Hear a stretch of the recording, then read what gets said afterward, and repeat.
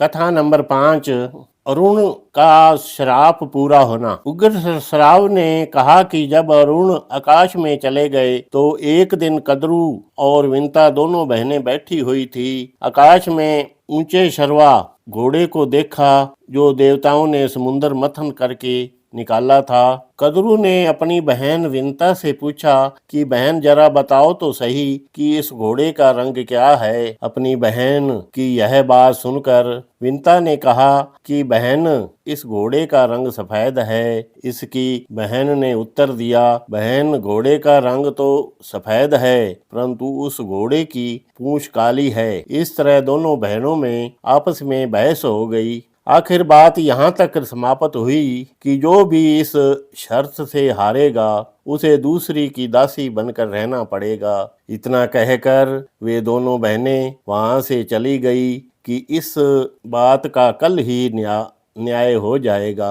घर आकर कद्रू ने अपने पुत्रों से कहा कि तुम घोड़े की पूंछ के चारों ओर लिपट जाओ। इस तरह करने से वह दूर से देखने में काली नजर आएगी। अगर तुम ऐसे करते हैं तो मैं विंता की दासी बनने से बच जाऊंगी। इस तरह काम करने के लिए उन्होंने मना कर दिया। तब उनकी मां ने क्रोध में आकर उन्हें शाप दिया कि तुम राजा जनमेजय के यज्ञ में जलाए जाएंगे। ब्रह्मा ने यह शाप सुनकर देवताओं सहित तथास्तु कह दिया, क्योंकि ये बहुत ही बढ़ गए थे और लोगों को बहुत तंग करते थे। इतना कहकर देवता भी अपने घर की तरफ चले गए। ब्रह्मा ने प्रजापति कश्यप से कहकर संतुष्ट किया और उनके अंदर विष हरने की विद्या सिखाई। जब कद्रू ने शाप दे दिया तो सर्पों ने विचार किया कि अगर हमने अपनी माता की आज्ञा का पालन न किया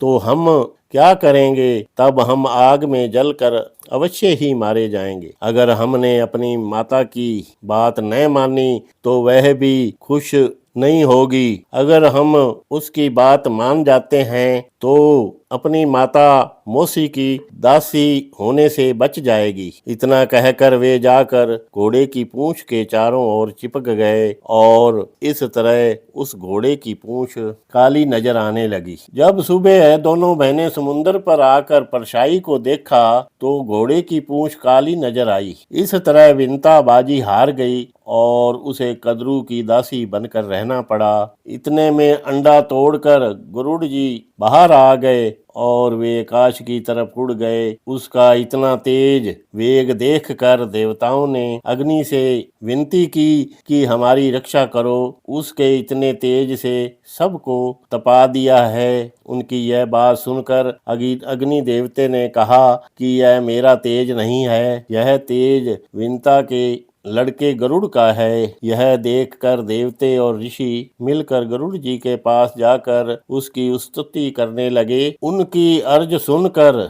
गरुड़ ने अपना तेज कुछ कम कर दिया और वह अपने भाई अरुण को पीठ पर बैठाकर अपने पिता के घर आए। उसके बाद माता के की तरफ जो समुद्र के दूसरी तरफ था उन्हें वहां लेकर गया। उसने अरुण को पूर्व की तरफ रख दिया।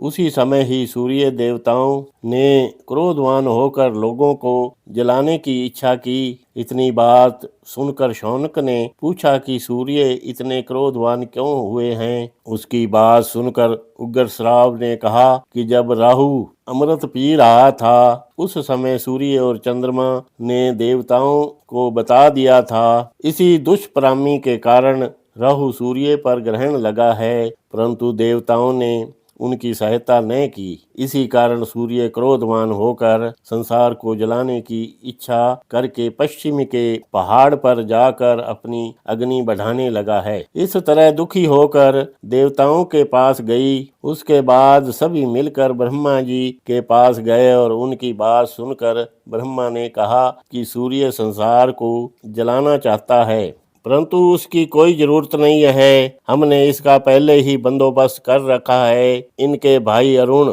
उनके साथी बनकर उनके तेज के प्रभाव को रोक कर रखेंगे। इस तरह संसार का भला हो जाएगा। ब्रह्मा की आज्ञा पाकर अरुण जी सूर्य देवता के रथवान बन गए और संसार को सूर्य देवता के तेज प्रभाव से बचाया। तथास्तु। इति महाभारत।